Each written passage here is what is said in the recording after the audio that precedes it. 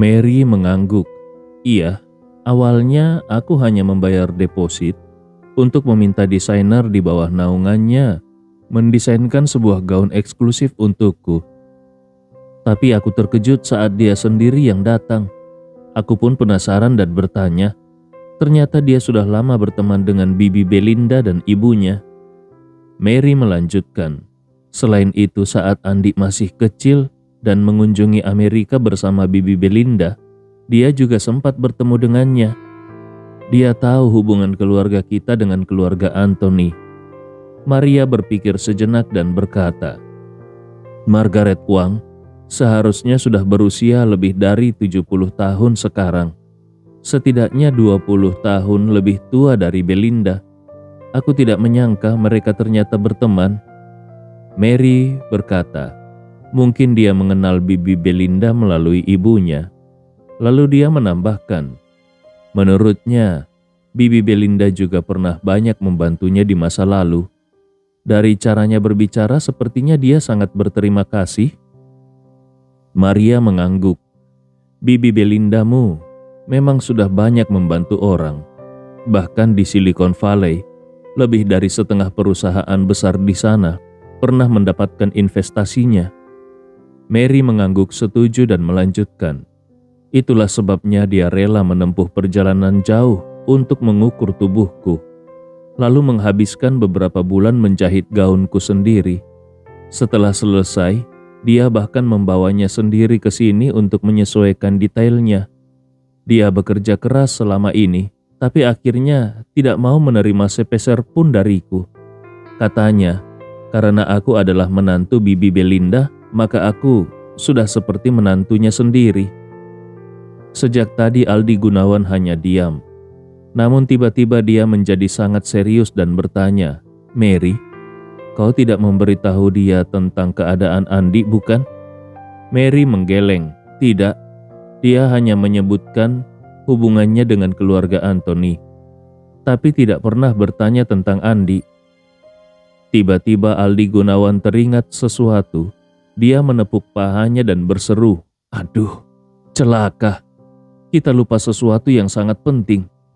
Mary langsung tegang dan bertanya, apa itu ayah? Hal penting apa?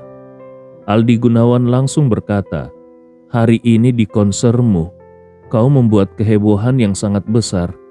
Kalau keluarga Anthony melihatnya, mereka akan tahu kalau Andi masih hidup. Mereka juga akan tahu bahwa kita sudah menemukannya. Mendengar ini, Mary langsung tegang dan berseru, ayah, apakah aku secara tidak sengaja sudah membuat masalah untuk Andi? Maria segera menenangkan putrinya. Menurut ibu, kalau keluarga Anthony tahu bahwa Andi masih hidup, itu bukanlah hal yang buruk. Kakek dan neneknya masih hidup, dan keluarga Anthony memiliki kendali atas segalanya.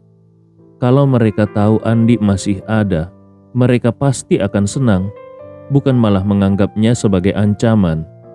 Bisa jadi setelah mereka bertemu dengan Andi, mereka malah akan membantunya dengan memberikan lebih banyak sumber daya dan peluang.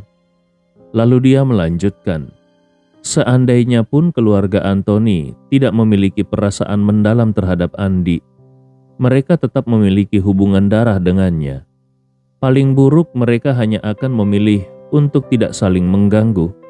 Tetapi mereka tidak mungkin secara aktif mencari masalah dengan Andi. Aldi Gunawan berpikir sejenak, lalu menghela nafas lega dan mengangguk. Itu ada benarnya. Ancaman nyata bagi Andi saat ini adalah keluarga Smith. Tetapi jelas kalau mereka bukan lagi tandingannya. Maria tiba-tiba bertanya, kalau begitu, bagaimana dengan orang yang membunuh Sandy dan Belinda dulu? Kalau mereka tahu Andi masih hidup, apakah mereka akan mencoba membunuhnya? Aldi Gunawan menggelengkan kepalanya. Seharusnya tidak. Kalau mereka benar-benar ingin membunuh Andi, mereka pasti sudah melakukannya sejak dulu di Makassar. Lagi pula, bahkan Sandy pun tidak bisa lolos dari tangan mereka. Kalau mereka ingin menghabisi Andi, Bagaimana mungkin dia bisa selamat? Maria mengangguk pelan, sementara Mary akhirnya bisa sedikit bernapas lega. Dia menekan dadanya, masih merasa ketakutan. Aku benar-benar khawatir sudah membawa masalah untuk Andi. Aku bahkan tidak berdiskusi dengannya terlebih dahulu. Aldi Gunawan tersenyum dan berkata, sebenarnya ini tidak terlalu bermasalah. Orang yang tahu tentang pertunangan kalian hanya keluarga Rewa, keluarga Anthony, dan beberapa keluarga besar di Jakarta. Bahkan, meskipun kau tidak menyebutnya di konser, keluarga Rewa sudah pasti tahu tentang keberadaan Andi. Siva dan ibunya Hana juga pasti sudah tahu. Jadi, kalaupun beberapa keluarga lain sekarang mengetahuinya, itu tidak akan terlalu berdampak besar. Maria menimpali, itu benar. Mereka pasti tahu siapa Andi sebenarnya. Jadi seharusnya ini tidak akan menimbulkan masalah. Mary menghela nafas lega. Syukurlah, tadi ayah tiba-tiba berkata celaka. Aku benar-benar mengira sudah membuat kekacauan besar. Maria menggenggam tangan putrinya dan tersenyum. Jangan terlalu membebani diri, bisa jadi ini malah hal yang baik. Lalu dia menambahkan, karena Margaret Wang memiliki hubungan baik dengan Bibi Belinda dan Nenek Andi. Maka saat kau ke Amerika untuk tur konser nanti, kau bisa mengunjunginya. Kalau dia tahu tentang konsermu, dia pasti menyadari bahwa kita sudah menemukan Andi. Mungkin dia akan memberitahu Nenek Andi. Dan kalau begitu, saat kau mengunjunginya, kau mungkin bisa bertemu dengan keluarga Anthony. Mary terkejut, bertemu keluarga Anthony? Kalau Andi tahu, apakah dia akan marah kepada aku? Maria berkata dengan serius, karena itu, kau harus melakukannya dengan cara yang tepat. Saat ke Amerika, kau hanya boleh mengunjungi Margaret Wang. Apakah kau akan bertemu dengan keluarga Anthony atau tidak? Itu tergantung pada apakah Margaret Wang menyampaikan berita ini kepada mereka atau tidak. Kalau dia menyampaikannya dan keluarga Anthony ingin menemuimu, maka itu adalah keputusan mereka, bukan karena kau sengaja mendekati mereka. Mary masih bingung, tapi kenapa aku harus bertemu dengan keluarga Anthony? Maria menjelaskan, tentu saja untuk menjembatani hubungan Andi dengan keluarga Anthony. Kalau Andi bisa mendapatkan dukungan mereka, perkembangannya akan jauh lebih lancar. Kalau dia keras kepala dan tidak mau berhubungan langsung dengan keluarga Anthony, kau setidaknya bisa menjadi penghubung antara mereka. Ini hanya akan membawa manfaat bagi Andi. Tidak ada ruginya. Aldi Gunawan mengangguk setuju. Mary, ibumu benar. Meskipun Andi memiliki hubungan darah dengan keluarga Anthony, tapi mereka sudah lama tidak berinteraksi. Ibunya sudah meninggal sehingga hubungan mereka semakin renggang selama bertahun-tahun. Kalau suatu saat mereka ingin terhubung kembali, pasti butuh seseorang untuk menjadi jembatan. Dan siapa lagi yang lebih cocok selain kau? Aldi Gunawan melanjutkan, selain itu, fakta bahwa Margaret Wang bersedia membuatkan gaun pengantin untukmu demi keluarga Anthony adalah kesempatan yang sangat baik. Saat kau ke Amerika nanti, kunjungi dia dan biarkan semuanya mengalir secara alami. Mary akhirnya mengerti dan mengangguk dengan mantap. Baik ayah, aku mengerti sekarang. Saat ini Andi dan istrinya Najwa sudah kembali ke rumah. Karena masih sulit menerima kenyataan bahwa Mary tiba-tiba akan pensiun dari dunia hiburan, Najwa terus menggulir ponselnya, mengikuti tren di medsos yang berada di puncak daftar pencarian panas, di mana jutaan penggemar bersatu untuk meminta Mary tetap tinggal di industri hiburan. Saat istrinya sibuk mendukung idolanya di media sosial, Andi Rewa pergi ke halaman belakang sendirian dan menelpon Aldi Gunawan. Dia tahu kalau Aldi Gunawan dan keluarganya akan meninggalkan Makassar dan kembali ke Jakarta malam ini. Namun, karena istrinya berada di lokasi konser sebelumnya, ditambah dengan kerumunan yang begitu besar, dia tidak sempat berbicara langsung dengan Aldi Gunawan. Oleh karena itu, dia segera menelpon untuk mengucapkan selamat jalan. Begitu panggilan tersambung, suara ramah Aldi Gunawan terdengar di telepon. "Andi, kau sudah sampai di rumah bukan?" Andi Rewa segera menjawab, "Iya Paman, aku sudah di rumah. Bagaimana dengan Paman dan Bibi? Apakah sudah berangkat ke bandara?"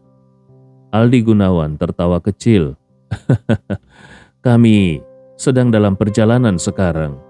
Kebetulan Mary juga bersikeras ingin pulang bersama kami malam ini, jadi kami bertiga pulang bersama."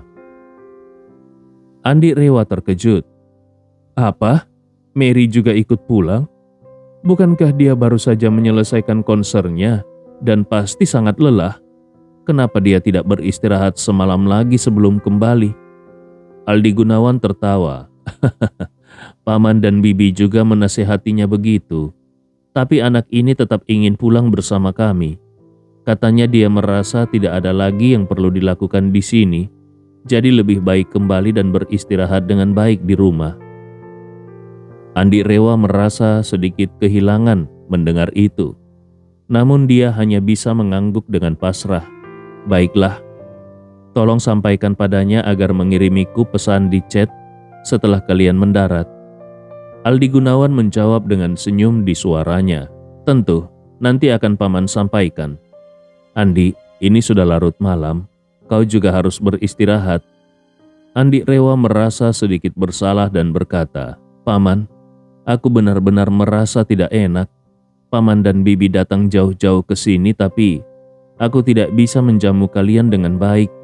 Bahkan saat kalian pergi, aku tidak bisa mengantar ke bandara." Aldi Gunawan tertawa ringan dan berkata, "Jangan terlalu formal. Kita ini keluarga, tidak perlu terlalu sungkan. Lagi pula dalam waktu kurang dari sebulan, kau akan datang ke Jakarta untuk menghadiri upacara keluarga Rewa. Saat itu, kau harus tinggal di rumah Paman dan kita bisa mengobrol sepuasnya." Andi Rewa langsung setuju tanpa ragu-ragu. "Baik Paman."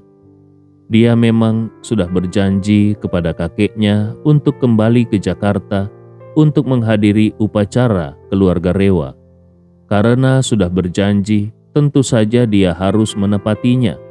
Namun, Andi tidak berniat terlalu banyak berinteraksi dengan keluarga Rewa.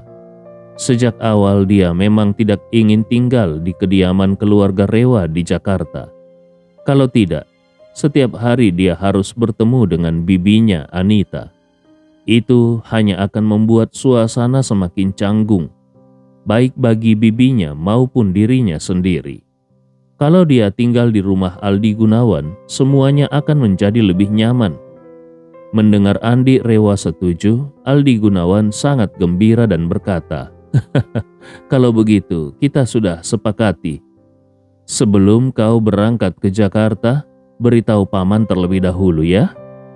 Kepergian Mary membuat Andi merasa sedikit kehilangan. Halaman rumahnya begitu sunyi dan udara malam masih terasa dingin. Dia menengadah memandang langit yang hanya dihiasi sedikit bintang. Perasaan rumit pun mengalir di dalam hatinya. Andi Rewa tidak pernah menyangka kalau konser Mary akan berakhir dengan cara seperti ini.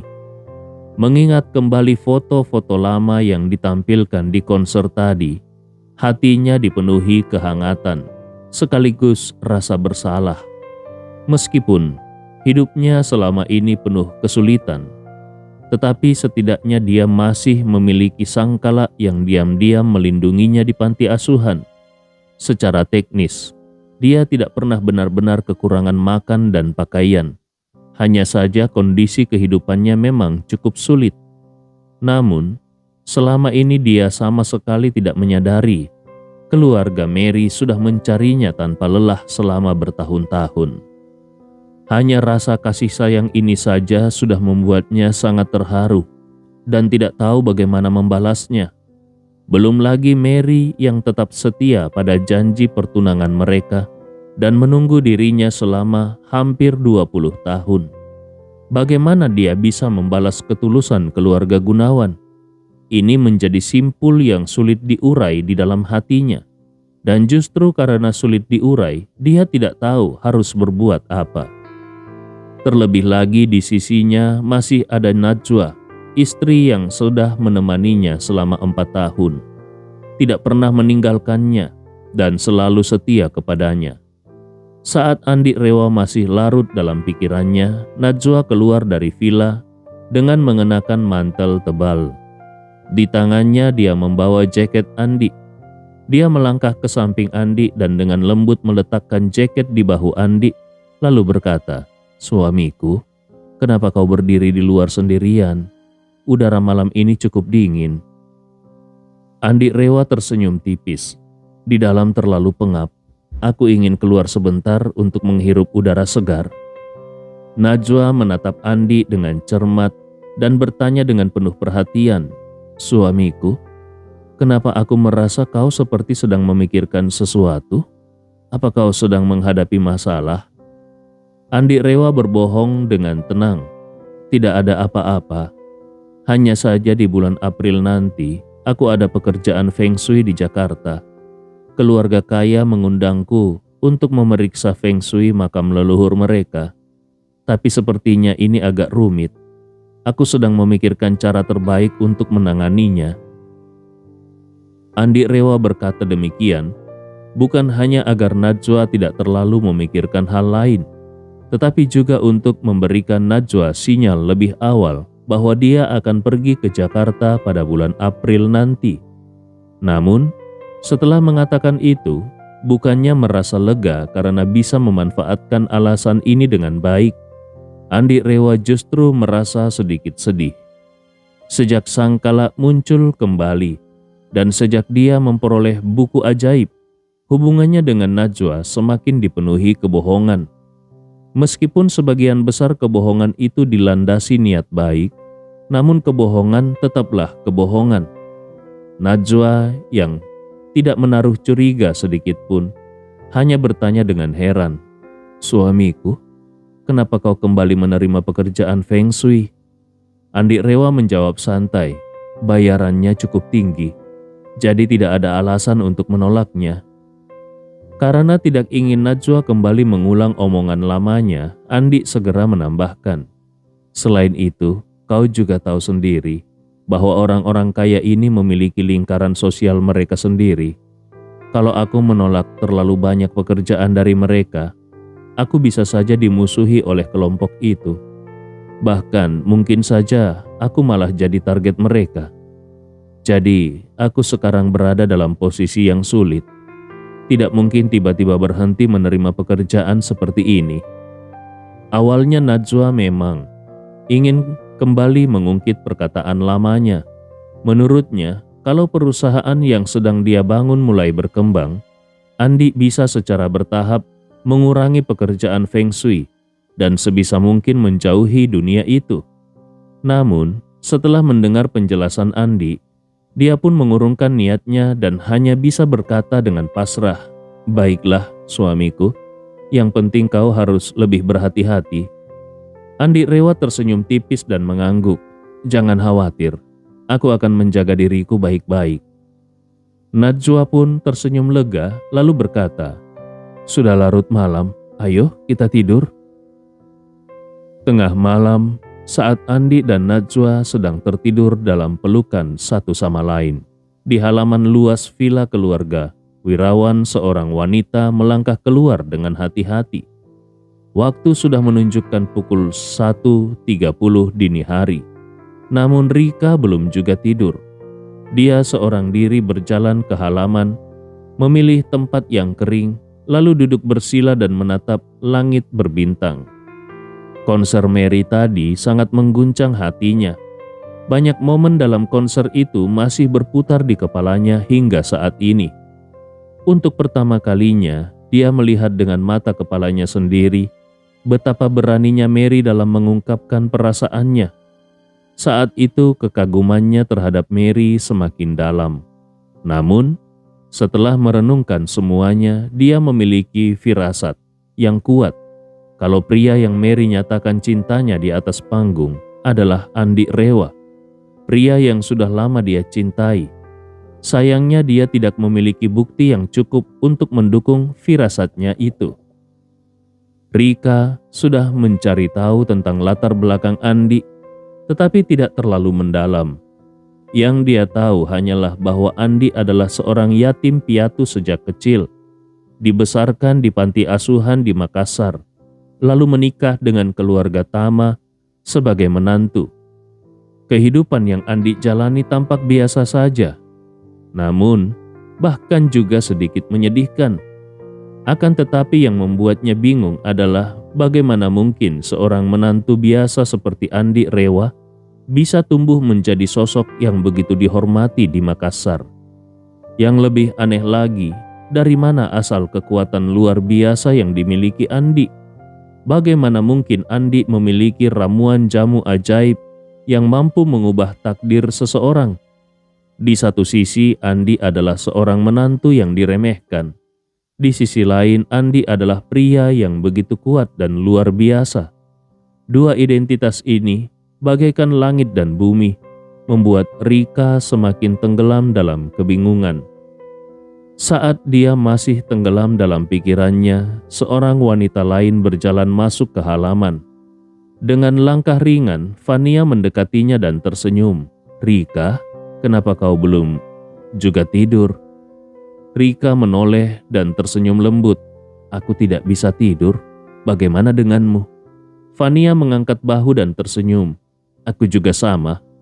Mendengar itu, Rika tersenyum penuh arti dan berkata, "Kalau begitu, alasan kita berdua tidak bisa tidur pasti karena Tuan Andi."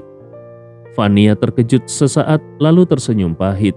"Sepertinya kita berdua mengalami insomnia karena alasan yang sama." Rika mengangguk tanpa ragu dan berkata jujur, "Tadi aku memikirkan satu hal. Di konser malam ini, pangeran berkuda putih yang diakui oleh Mary, mungkinkah itu adalah Tuan Andi?" Mata Fania langsung membelalak kaget. "Aku juga berpikir begitu. Meskipun tidak ada bukti atau petunjuk yang jelas, aku terus merasa bahwa pria yang dimaksud Mary adalah Tuan Andi." Rika tidak menyangka kalau Fania juga memiliki pemikiran yang sama dengannya. Dengan penuh semangat, dia segera bertanya, "Kak Fania, kau sudah lama tinggal di Makassar dan mengenal Tuan Andi lebih awal dariku. Bisakah kau menceritakan kepadaku tentang masa lalunya? Seperti apa sebenarnya kehidupan Tuan Andi?" Mendengar pertanyaan Rika, Fania berkata dengan serius, "Sebenarnya, aku juga tidak tahu banyak tentang masa lalu Tuan Andi. Aku pertama kali bertemu dengannya tahun lalu di salah satu toko barang antik milik keluargaku. Saat itu Tuan Andi belum dikenal di Makassar. Dia hanya seorang menantu dengan status yang sangat rendah di keluarga Tama." Setelah itu Fania melanjutkan, "Tapi meskipun masih muda, Tuan Andi memiliki keahlian merestorasi barang antik yang sudah lama hilang. Itu benar-benar membuatku terkejut. Saat itu, aku sudah merasa kalau pria ini pasti memiliki cerita yang luar biasa." Rika mengangguk pelan. "Ada banyak hal menakjubkan tentang Tuan Andi. Tetapi yang paling ingin ku ketahui adalah masa kecilnya. Dari mana asalnya? Bagaimana dia bisa menjadi yatim piatu? Apakah dia ditinggalkan oleh orang tuanya setelah lahir? Atau apakah dia kehilangan orang tuanya di suatu titik dalam hidupnya?" Fania mengerutkan keningnya. Dia berpikir lama sebelum menggelengkan kepalanya. "Jujur, aku juga tidak tahu." Rika mulai menganalisis. "Baiklah, mari kita lihat dari sudut pandang lain. Mary mengatakan bahwa teman masa kecilnya menghilang ketika dia berusia 5 atau 6 tahun. Kalau kita mundur berdasarkan usia Mary dan Tuan Andi, maka saat itu Tuan Andi seharusnya berusia 7 atau 8 tahun. Dan karena Mary berasal dari Jakarta, Kita bisa menggunakan logika sederhana untuk menyelidiki ini. Kalau Tuan Andi benar-benar berasal dari Makassar sejak lahir, maka dia tidak mungkin memiliki hubungan dengan Mary saat kecil. Itu berarti dugaan kita salah. Namun kalau Tuan Andi bukan penduduk asli Makassar, maka kemungkinan dia adalah pangeran berkuda putih yang dimaksud oleh Mary menjadi jauh lebih besar. Kalau dia memang pangeran itu, maka itu berarti dia berasal dari Jakarta ketika kecil dan baru pindah ke Makassar sekitar usia 7 atau 8 tahun. Fania mengangguk setuju. Kalau begitu, jika Tuan Andi benar-benar masuk panti asuhan pada usia 7 atau 8 tahun, maka itu akan sepenuhnya cocok dengan garis waktu kita. Rika berkata dengan semangat, "Tepat, Kak Fania, kau memiliki banyak koneksi di Makassar. Bisakah kau menyelidiki catatan panti asuhan untuk memastikan ini?" Fania berpikir sejenak sebelum kemudian berkata, "Mencari catatan itu bukan masalah besar. Tetapi bagaimana kalau Tuan Andi mengetahui bahwa kita sedang menyelidikinya? Aku khawatir dia akan salah paham. Lagi pula, dia memiliki banyak koneksi di Makassar. Kalau aku mulai menyelidiki, kemungkinan besar dia akan segera mengetahuinya." Rika merenung sejenak lalu matanya berbinar. "Kak Fania, bukankah kau akan bekerja sama dengan istri Tuan Andi dalam beberapa proyek?" Fania mengangguk. "Iya, memangnya kenapa?" Rika berkata dengan penuh keyakinan, "Kalau begitu, saat kau bertemu dengannya, kau bisa mencari kesempatan untuk bertanya secara tidak langsung. Tanyakan padanya kapan Tuan Andi masuk panti asuhan. Kalau kau menanyakannya dengan cara yang cerdik, dia tidak akan curiga, dan dengan begitu, kita bisa mengkonfirmasinya tentang kebenaran yang ada di balik semua itu." Fania langsung setuju. "Baiklah, besok aku akan mengundang istri Tuan Andi ke perusahaan untuk membicarakan kerjasama." Namun setelah itu dia menatap Rika dengan ragu dan bertanya, "Tapi, Rika, apa tujuan kita melakukan semua ini?" Rika berkata dengan sungguh-sungguh, "Kak Fania, bagiku, alasan utamanya adalah karena aku sangat mencintai Tuan Andi. Aku tidak bisa menahan keinginanku untuk mengetahui lebih banyak tentang masa lalunya. Aku tahu ini mungkin sangat egois, tapi aku tidak bisa mengendalikan diriku." Fania menghela nafas panjang dan bergumam, Siapa yang tidak merasakan hal yang sama? Aku juga ingin tahu siapa sebenarnya pria yang sudah menyelamatkanku dari berbagai bahaya dan terus menghantui pikiranku ini." Kemudian dengan tekad yang lebih kuat dia berkata, "Besok, aku akan mencoba mencari tahu."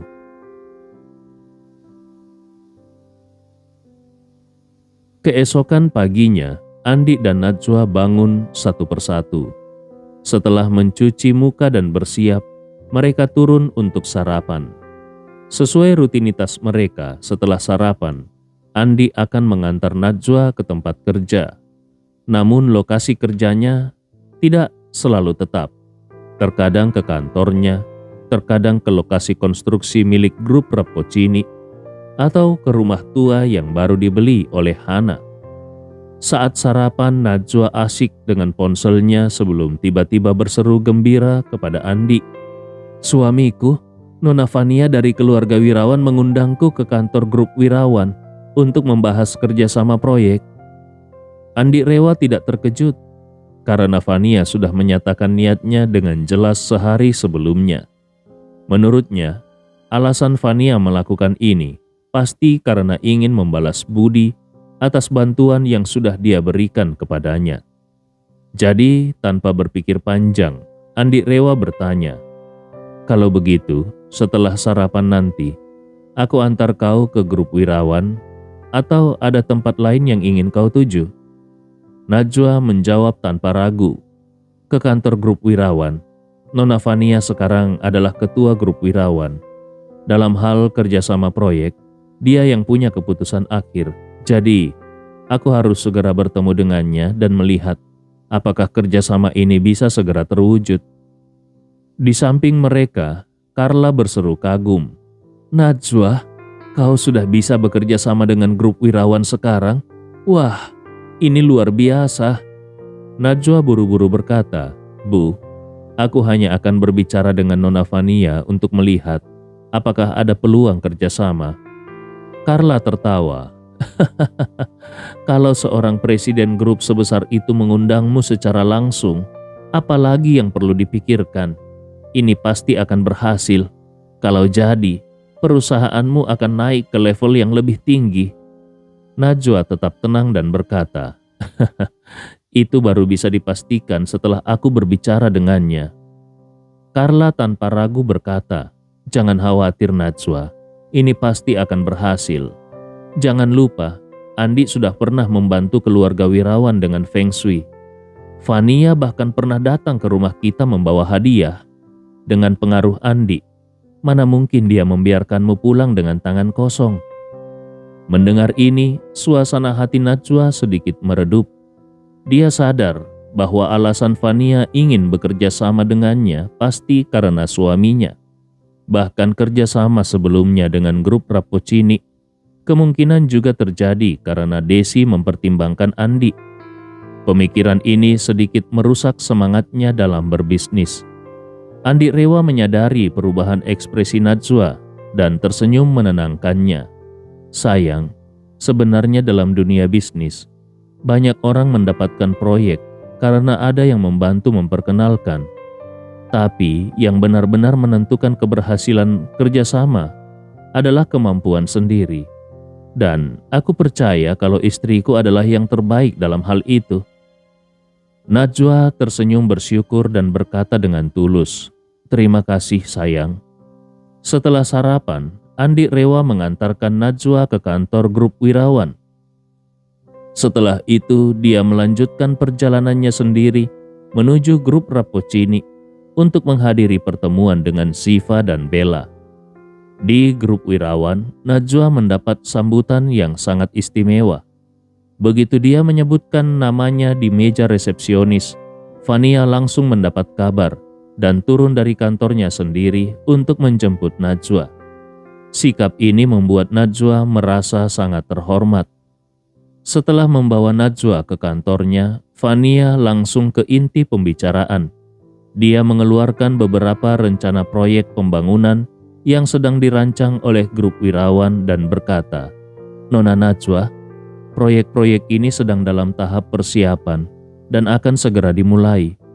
Rancangan untuk konstruksi utama sudah selesai, tetapi desain interior masih dalam tahap pelelangan. Kalau kau tertarik, perusahaanmu bisa menangani proyek-proyek ini." Najwa terkejut hingga tidak bisa berkata-kata. Total investasi proyek yang dipresentasikan Vania bahkan melebihi 150 miliar. Dalam industri konstruksi, biaya desain arsitektur biasanya sekitar 3% dari total biaya proyek. Sedangkan biaya desain interior berkisar 1,5% dari total biaya proyek. Kalau dihitung dengan presentasi ini, hanya dari desain interior saja, biaya yang bisa didapat mencapai lebih dari 2 miliar.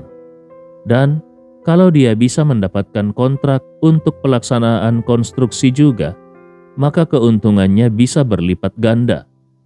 Namun Najwa sangat sadar bahwa dengan kekuatan dan kemampuan perusahaannya saat ini, tidak mungkin dia bisa langsung menangani proyek-proyek senilai ratusan miliar dengan grup Wirawan. Skala perusahaannya masih jauh dari tingkat firma desain besar. Ditambah lagi dia sudah memiliki proyek dengan grup Rapocini. Dengan sumber daya yang terbatas, dia harus membagi fokusnya dengan bijak.